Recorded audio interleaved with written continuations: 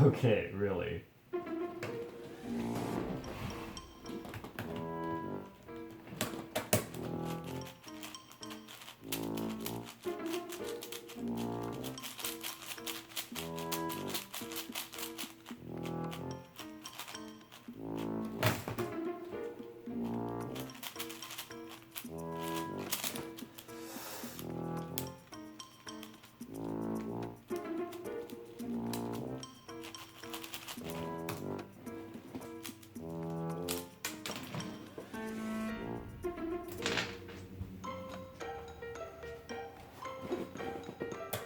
Can't believe I practiced this event.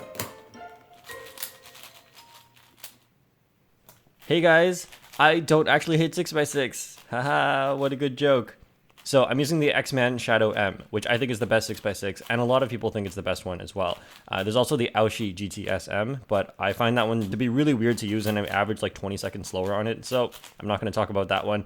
Links to both will be in the description, and I won't be making a video about 6x6 hardware because the X-Man Shadow is the best, and I've already said it in a few videos, including my mains video. It's really slow, which is a problem, but the Aoshi GTS is like not that much faster, and its performance I think is far worse. So this is still the best one despite it being very slow. And of course, so I lube it, and I also make it slightly looser, which is actually the problem for why it pops more often. Now it doesn't pop quite as much as how I made it seem in the beginning, but I just had a session where it popped more than usual, and I thought it'd be really funny to put a compilation of those together.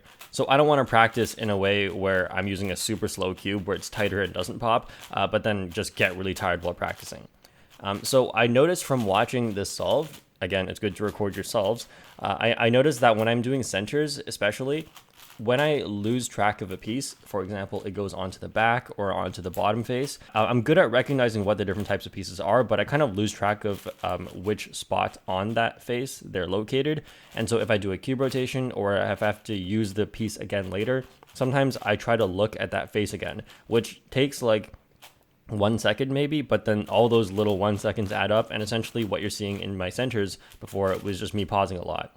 Now during edges, I'm also very bad at memorizing where a certain piece was if I don't immediately need it, and sometimes I see like a group of 3 pieces, a group of another 3 pieces, and I'm like, wow, this is pretty lucky, but then I cannot remember what colors on them, and I have to look at them multiple times. So recognition is not very fast in general unless you use it in the look ahead sort of way where you're doing other moves as you recognize. And so that's what I'm working on 6x6 and on just big cubes in general. So here at 204 is a very good solve for me. I would say I normally average just under 215, but I am still improving. And for the near future, I'll mostly be working on remembering where pieces are instead of having to look at them again. I think that's the next step for me to make my pauses all a lot smaller. So I'll also have big cube tips here on the end screen. Thanks for watching, and I'll see you guys next time.